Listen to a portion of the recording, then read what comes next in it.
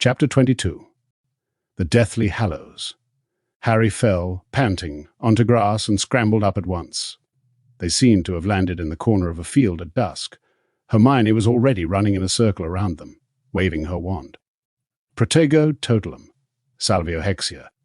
That treacherous old bleeder! Ron panted, emerging from beneath the invisibility cloak and throwing it to Harry. Hermione, you're a genius. A total genius. I can't believe we got out of that. Cave inimicum. Didn't I say it was an irrumpent horn? Didn't I tell him? And now his house has been blown apart. Serves him right, said Ron, examining his torn jeans and the cuts to his legs. What do you reckon they'll do to him? Oh, I hope they don't kill him, groaned Hermione. That's why I wanted the Death Eaters to get a glimpse of Harry before we left, so they knew Xenophilius hadn't been lying. Why hide me, though? Asked Ron. You're supposed to be in bed with Spattergroit, Ron. They've kidnapped Luna because her father supported Harry. What would happen to your family if they knew you're with him? But what about your mum and dad? They're in Australia, said Hermione. They should be all right. They don't owe anything. You're a genius, Ron repeated, looking awed. Yeah, you are, Hermione, agreed Harry fervently. I don't know what we'd do without you. She beamed, but became solemn at once. What about Luna? Well, if they're telling the truth and she's still alive, began Ron. Don't say that. Don't say it, squealed Hermione. She must be alive, she must. Then she'll be in Azkaban, I expect, said Ron. Whether she survives the place, though, loads don't. She will, said Harry. He could not bear to contemplate the alternative. She's tough, Luna, much tougher than you'd think. She's probably teaching all the inmates about rackspurts and nargles. I hope you're right, said Hermione. She passed a hand over her eyes. I'd feel so sorry for Xenophilius if he hadn't just tried to sell us to the Death Eaters. Yeah, said Ron. They put up the tent and retreated inside it, where Ron made them tea. After their narrow escape, the chilly, musty old place felt like home, safe, familiar and friendly. Oh, why did we go there? Groaned Hermione after a few minutes' silence. Harry, you were right. It was Godric's Hollow all over again. A complete waste of time. The Deathly Hallows. Such rubbish, although. Actually, a sudden thought seemed to have struck her. He might have made it all up, mightn't he? He probably doesn't believe in the Deathly Hallows at all. He just wanted to keep us talking until the Death Eaters arrived. I don't think so, said Ron. It's a damn sight harder making stuff up when you're under stress than you'd think. I found that out when the Snatchers caught me. It was much easier pretending to be Stan, because I knew a bit about him, than inventing a whole new person. Old Lovegood was under loads of pressure, trying to make sure we stayed put. I reckon he told us the truth, or what he thinks is the truth, just to keep us talking. Well, I don't suppose it matters, sighed Hermione. Even if he was being honest, I never heard such a lot of nonsense in all my life. Hang on, though, said Ron. The Chamber of Secrets was supposed to be a myth, wasn't it? But the Deathly Hallows can't exist, Ron. You keep saying that. But one of them can, said Ron. Harry's invisibility cloak. The tale of the three brothers is a story, said Hermione firmly. A story about how humans are frightened of death. If surviving was as simple as hiding under the invisibility cloak, we'd have everything we need already. I don't know. We could do with an unbeatable wand, said Harry, turning the blackthorn wand he so disliked over in his fingers. There's no such thing, Harry. You said there have been loads of wands. The Death Stick and whatever they were called. All right, even if you want to kid yourself the Elder Wand's real, what about the Resurrection Stone? Her fingers sketched quotation marks around the name, and her tone dripped sarcasm. No magic can raise the dead, and that's that. When my wand connected with you-know-whos, it made my mum and dad appear, and Cedric. But they weren't really back from the dead, were they? Said Hermione. Those kinds of pale imitations aren't the same as truly bringing someone back to life. But she, the girl in the tale, didn't really come back, did she? The story says that once people are dead, they belong with the dead. But the second brother still got to see her and talk to her, didn't he? He even lived with her for a while. He saw concern and something less easily definable in Hermione's expression. Then, as she glanced at Ron, Harry realized that it was fear. He had scared her with his talk of living with dead people.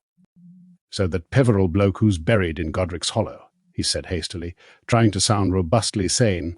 "You don't know anything about him, then?" "No," she replied, looking relieved at the change of subject.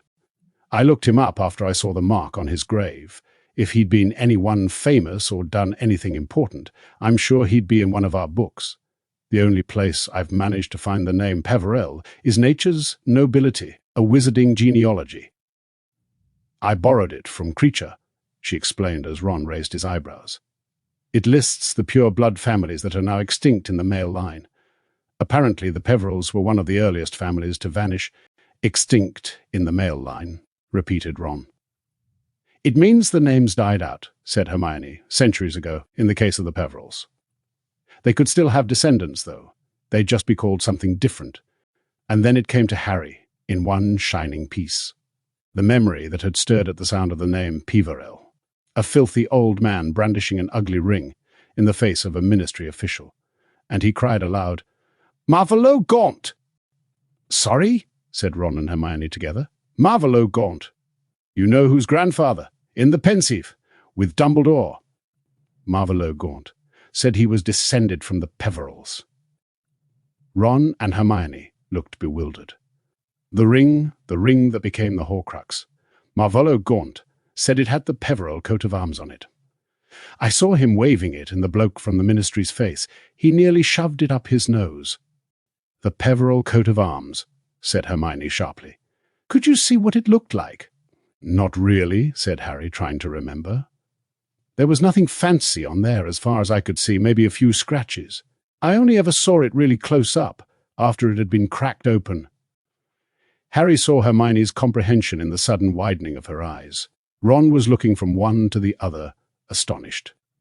"Blimey, Hallows, you reckon it was this sign again?" "The sign of the—" "Why not?" said Harry excitedly.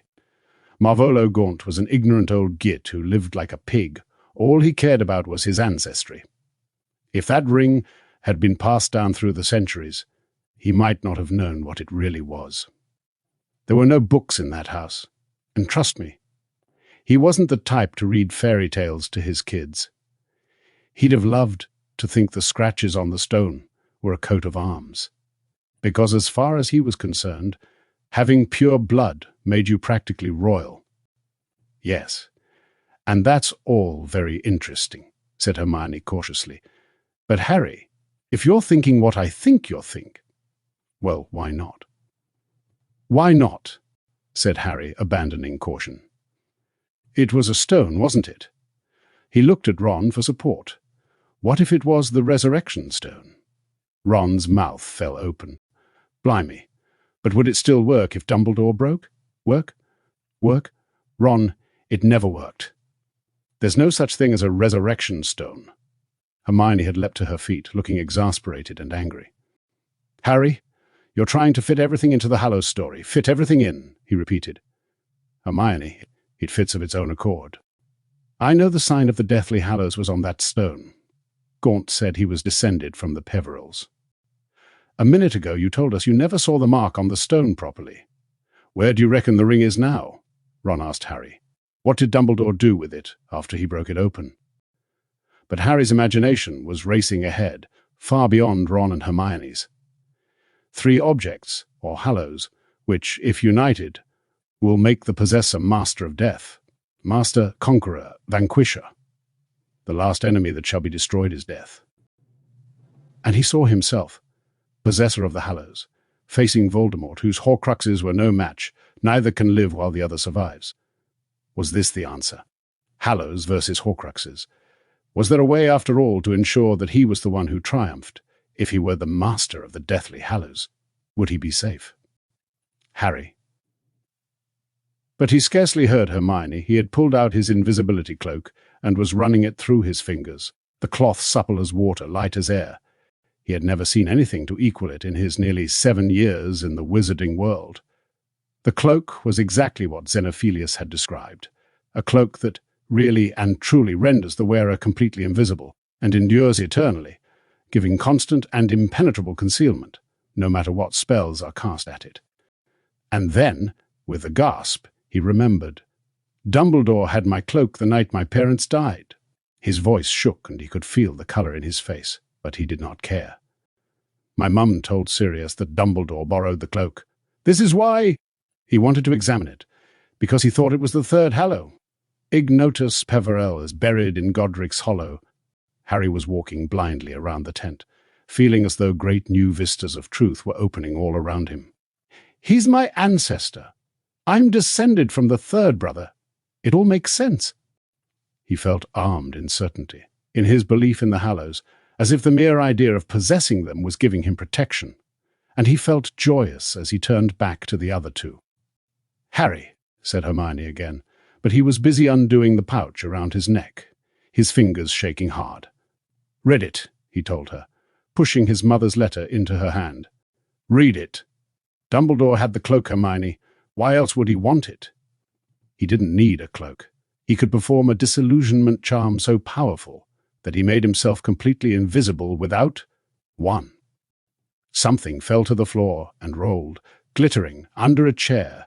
He had dislodged the snitch when he pulled out the letter. He stooped to pick it up, and then the newly tapped spring of fabulous discoveries threw him another gift, and shock and wonder erupted inside him, so that he shouted out. "IT's in here!" He left me the ring. It's in the snitch. You reckon? He could not understand why Ron looked taken aback. It was so obvious, so clear to Harry. Everything fit, everything. His cloak was the third Hallow, and when he discovered how to open the snitch, he would have the second, and then all he needed to do was find the first Hallow, the Elder Wand, and then... But it was as though a curtain fell on a lit stage. All his excitement, all his hope and happiness were extinguished at a stroke, and he stood alone in the darkness, and the glorious spell was broken. That's what he's after. The change in his voice made Ron and Hermione look even more scared. You know who's after the Elder Wand. He turned his back on their strained, incredulous faces. He knew it was the truth. It all made sense. Voldemort was not seeking a new wand. He was seeking an old wand, a very old wand indeed. Harry walked to the entrance of the tent, forgetting about Ron and Hermione, as he looked out into the night, thinking. Voldemort had been raised in a Muggle orphanage. Nobody could have told him the tales of Beedle the Bard when he was a child, any more than Harry had heard them. Hardly any wizards believed in the Deathly Hallows. Was it likely that Voldemort knew about them? Harry gazed into the darkness. If Voldemort had known about the Deathly Hallows, surely he would have sought them, done anything to possess them, 3 objects that made the possessor master of death. If he had known about the Deathly Hallows, he might not have needed Horcruxes in the first place. Didn't the simple fact that he had taken a Hallow and turned it into a Horcrux demonstrate that he did not know this last great wizarding secret? Which meant that Voldemort sought the Elder Wand without realizing its full power, without understanding that it was one of 3, for the wand was the Hallow that could not be hidden, whose existence was best known. The bloody trail of the Elder Wand is splattered across the pages of wizarding history.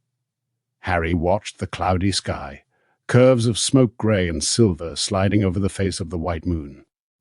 He felt light-headed with amazement at his discoveries. He turned back into the tent. It was a shock to see Ron and Hermione standing exactly where he had left them, Hermione still holding Lily's letter, Ron at her side looking slightly anxious. Didn't they realize how far they had travelled in the last few minutes? "This is it," Harry said, trying to bring them inside the glow of his own astonished certainty. "This explains everything. The Deathly Hallows are real, and I've got one, maybe 2. He held up the snitch. And you know who's chasing the third, but he doesn't realize. He just thinks it's a powerful wand." "Harry," said Hermione, moving across to him and handing him back Lily's letter. "I'm sorry, but I think you've got this wrong, all wrong. But don't you see? It all fits." "No, it doesn't," she said. "It doesn't, Harry. You're just getting carried away." "Please," she said, as he started to speak, "please just answer me this. If the Deathly Hallows really existed, and Dumbledore knew about them, knew that the person who possessed all three of them would be Master of Death. Harry, why wouldn't he have told you? Why? He had his answer ready. But you said it, Hermione. You've got to find out about them for yourself. It's a quest. But I only said that to try and persuade you to come to the Lovegoods, cried Hermione in exasperation. I didn't really believe it. Harry took no notice. Dumbledore usually let me find out stuff for myself. He let me try my strength, take risks. This feels like the kind of thing he'd do. Harry, this isn't a game. This isn't practice. This is the real thing, and Dumbledore left you very clear instructions: find and destroy the Horcruxes. That symbol doesn't mean anything. Forget the Deathly Hallows. We can't afford to get sidetracked. Harry was barely listening to her. He was turning the snitch over and over in his hands, half expecting it to break open, to reveal the resurrection stone, to prove to Hermione that he was right, that the Deathly Hallows were real. She appealed to Ron. You don't believe in this, do you? Harry looked up. Ron hesitated. I don't know, bits of it sort of fit together, said Ron awkwardly. But when you look at the whole thing, he took a deep breath. I think we're supposed to get rid of Horcruxes, Harry. That's what Dumbledore told us to do. Maybe we should forget about this Hallows business. Thank you, Ron, said Hermione. I'll take first watch.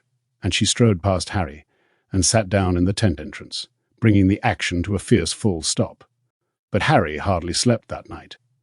The idea of the Deathly Hallows had taken possession of him, and he could not rest while agitating thoughts whirled through his mind.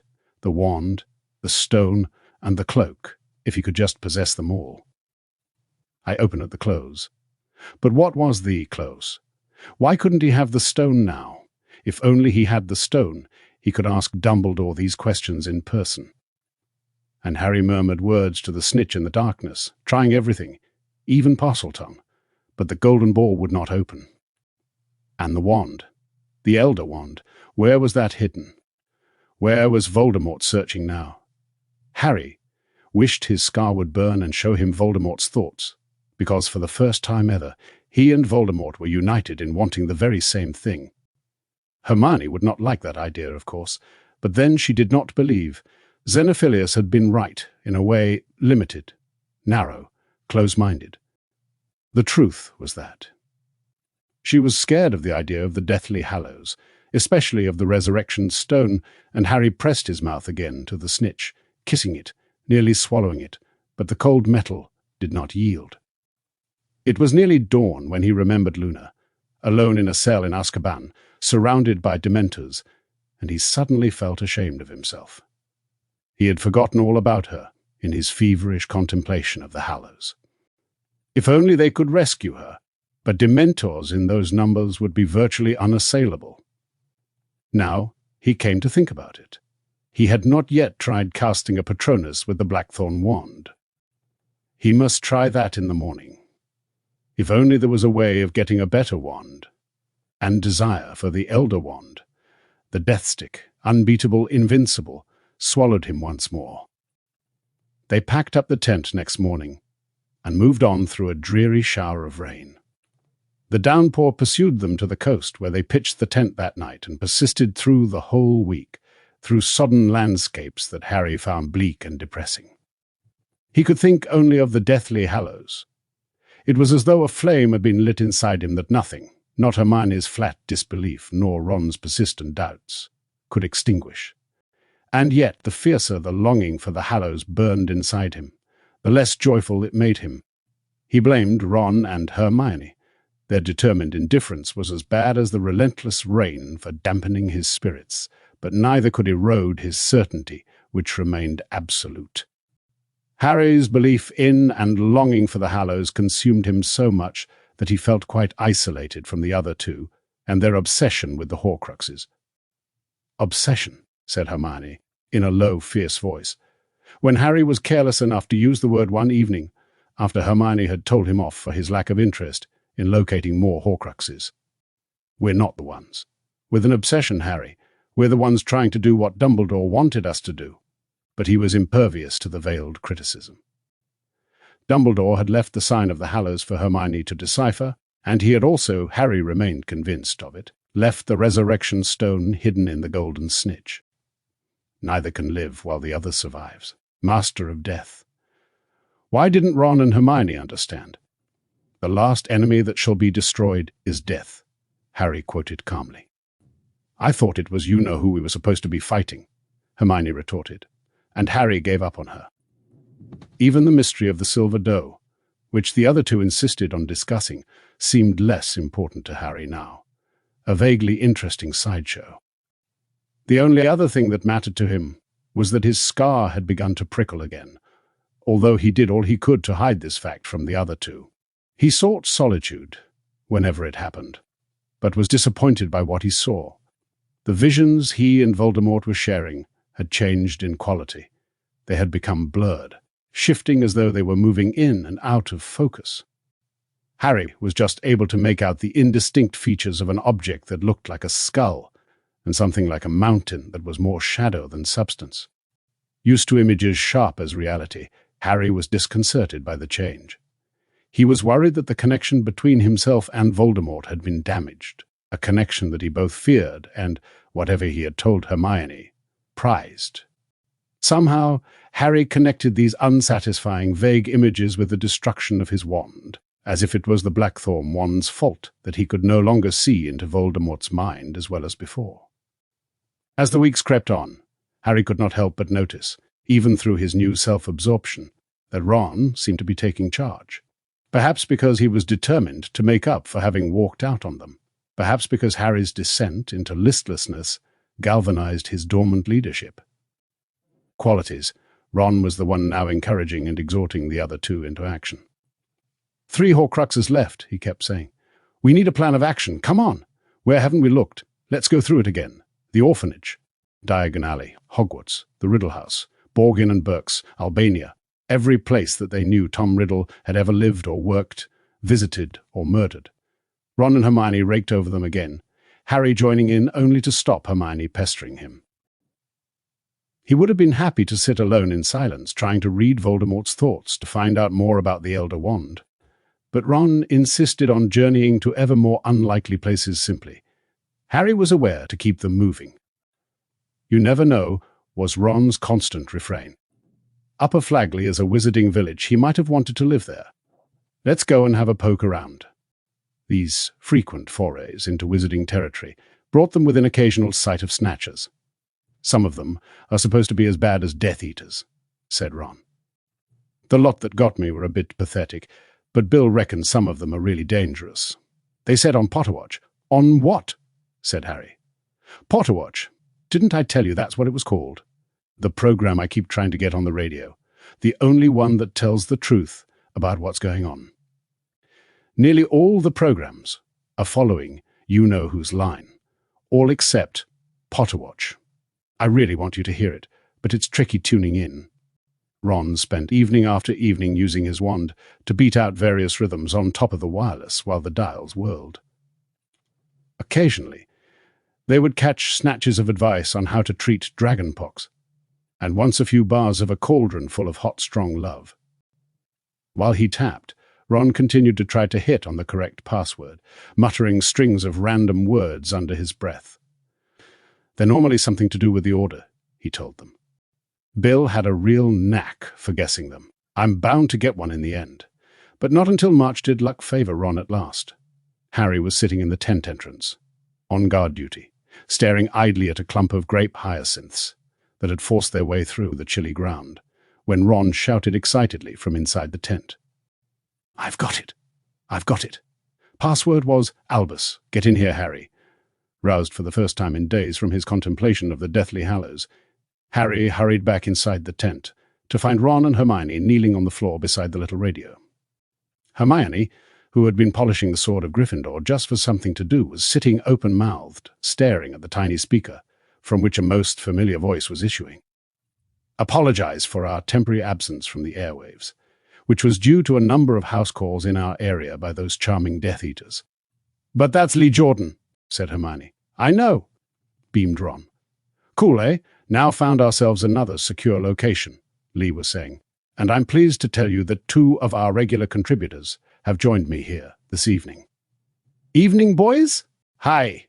Evening, River? River, that's Lee, Ron explained. They've all got code names, but you can usually tell. Shh, said Hermione. But before we hear from Royal and Romulus, Lee went on. Let's take a moment to report those deaths that the Wizarding Wireless Network news. And Daily Prophet don't think important enough to mention. It is with great regret that we inform our listeners of the murders of Ted Tonks and Dirk Cresswell. Harry felt a sick, swooping in his belly. He, Ron, and Hermione gazed at one another in horror. A goblin by the name of Gornock was also killed. It is believed that Muggle-born Dean Thomas and a second goblin, both believed to have been travelling with Tonks, Cresswell, and Gornock, may have escaped. If Dean is listening, or if anyone has any knowledge of his whereabouts, his parents and sisters are desperate for news. Meanwhile, in Gadley, a Muggle family of 5 has been found dead in their home. Muggle authorities are attributing the deaths to a gas leak, but members of the Order of the Phoenix inform me that it was the killing curse. More evidence, as if it were needed, of the fact that Muggle slaughter is becoming little more than a recreational sport under the new regime. Finally, we regret to inform our listeners that the remains of Bathilda Bagshot have been discovered in Godric's Hollow. The evidence is that she died several months ago. The Order of the Phoenix informs us that her body showed unmistakable signs of injuries inflicted by dark magic. Listeners, I'd like to invite you now to join us in a minute's silence in memory of Ted Tonks, Dirk Cresswell, Bathilda Bagshot, Gornock, and the unnamed, but no less regretted, Muggles murdered by the Death Eaters. Silence fell, and Harry, Ron, and Hermione did not speak. Half of Harry yearned to hear more, half of him was afraid of what might come next. It was the first time he had felt fully connected to the outside world for a long time. "Thank you," said Lee's voice.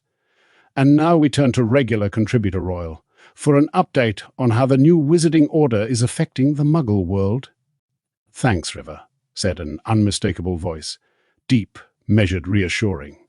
"Kingsley!" burst out Ron. "We know," said Hermione, hushing him. "Muggles remain ignorant of the source of their suffering, as they continue to sustain heavy casualties," said Kingsley. "However, we continue to hear truly inspirational stories of wizards and witches risking their own safety to protect Muggle friends and neighbours, often without the Muggles' knowledge. I'd like to appeal to all our listeners to emulate their example, perhaps by casting a protective charm over any Muggle dwellings in your street. Many lives could be saved if such simple measures are taken. And what would you say, Royal, to those listeners who reply that, in these dangerous times, it should be wizards first? Asked Lee. "I'd say that it's one short step from wizards first to purebloods first, and then to Death Eaters," replied Kingsley. "We're all human, aren't we? Every human life is worth the same, and worth saving. Excellently put, Royal, and you've got my vote for Minister of Magic if ever we get out of this mess," said Lee. "And now, over to Romulus for our popular feature, Pals of Potter." "Thanks, River," said another very familiar voice. Ron started to speak, but Hermione forestalled him in a whisper. "We know it's Lupin." "Romulus, do you maintain, as you have every time you've appeared on our program, that Harry Potter is still alive?" "I do," said Lupin firmly. "There is no doubt at all in my mind that his death would be proclaimed as widely as possible by the Death Eaters if it had happened, because it would strike a deadly blow at the morale of those resisting the new regime. The boy who lived remains a symbol of everything for which we are fighting: the triumph of good, the power of innocence, the need to keep resisting, a mixture of gratitude and shame welled up in Harry. Had Lupin forgiven him, then, for the terrible things he had said when they had last met? "And what would you say to Harry if you knew he was listening, Romulus?" "I'd tell him we're all with him in spirit," said Lupin, then hesitated slightly. "And I'd tell him to follow his instincts, which are good and nearly always right."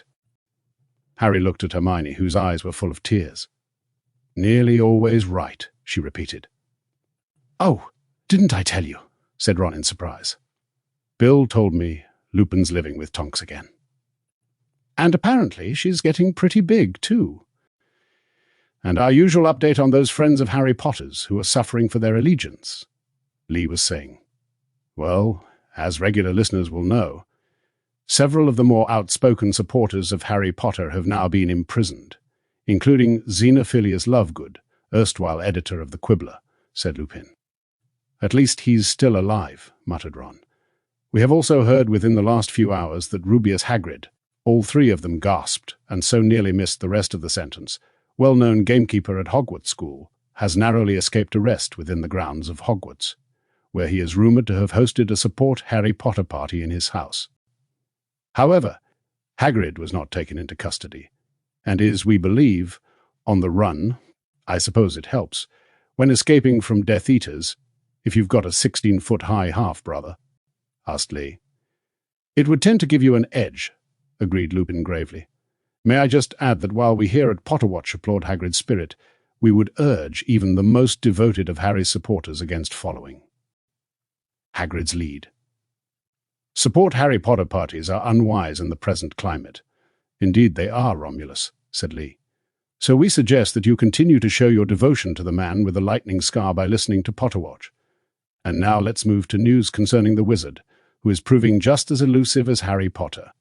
We like to refer to him as the Chief Death Eater, and here to give his views on some of the more insane rumours circulating about him, I'd like to introduce a new correspondent, Rodent. Rodent, said yet another familiar voice, and Harry, Ron, and Hermione cried out together, Fred. No, is it George? It's Fred, I think, said Ron, leaning in closer, as whichever twin it was said. I'm not being Rodent, no way. I told you I wanted to be Rapier. Oh, all right then. Rapier, could you please give us your take on the various stories we've been hearing about the Chief Death Eater? Yes, River, I can, said Fred. As our listeners will know, unless they've taken refuge at the bottom of a garden pond or somewhere similar, you know whose strategy of remaining in the shadows is creating a nice little climate of panic. Mind you, if all the alleged sightings of him are genuine, we must have a good 19 you-know-who's running around the place. Which suits him, of course, said Kingsley. The air of mystery is creating more terror than actually showing himself. Agreed, said Fred. So, people, let's try and calm down a bit. Things are bad enough without inventing stuff as well. For instance, this new idea that you know who can kill with a single glance from his eyes. That's a basilisk, listeners. One simple test.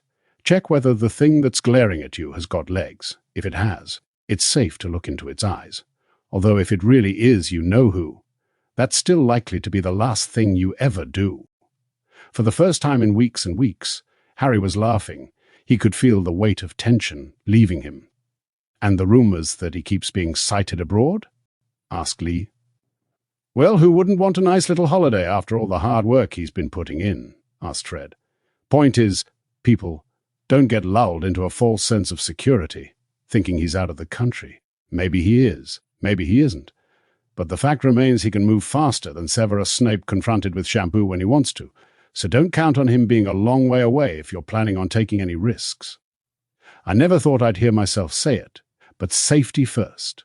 Thank you very much for those wise words, Rapier, said Lee. Listeners, that brings us to the end of another Potterwatch.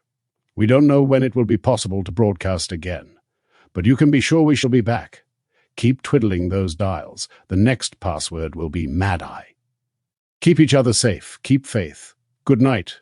The radio's dial twirled, and the lights behind the tuning panel went out. Harry, Ron, and Hermione were still beaming. Hearing familiar, friendly voices was an extraordinary tonic. Harry had become so used to their isolation, he had nearly forgotten that other people were resisting Voldemort. It was like waking from a long sleep. Good, eh? Said Ron happily. Brilliant, said Harry. It's so brave of them, sighed Hermione admiringly. If they were found, well, they keep on the move, don't they? Said Ron. Like us. But did you hear what Fred said? Asked Harry excitedly, now the broadcast was over. His thoughts turned again toward his all-consuming obsession. He's abroad. He's still looking for the wand, I knew it. Harry. Come on, Hermione, why are you so determined not to admit it? Vol. Harry, no. Demort's after the Elder Wand. The name's taboo, Ron bellowed, leaping to his feet as a loud crack sounded outside the tent. I told you, Harry. I told you we can't say it anymore. We've got to put the protection back around us, quickly. It's how they find. But Ron stopped talking, and Harry knew why. The sneakoscope on the table had lit up and begun to spin. They could hear voices coming nearer and nearer, rough, excited voices. Ron pulled the deluminator out of his pocket and clicked it. Their lamps went out. "Come out of there with your hands up," came a rasping voice through the darkness. "We know you're in there. You've got half a dozen wands pointing at you, and we don't care who we curse."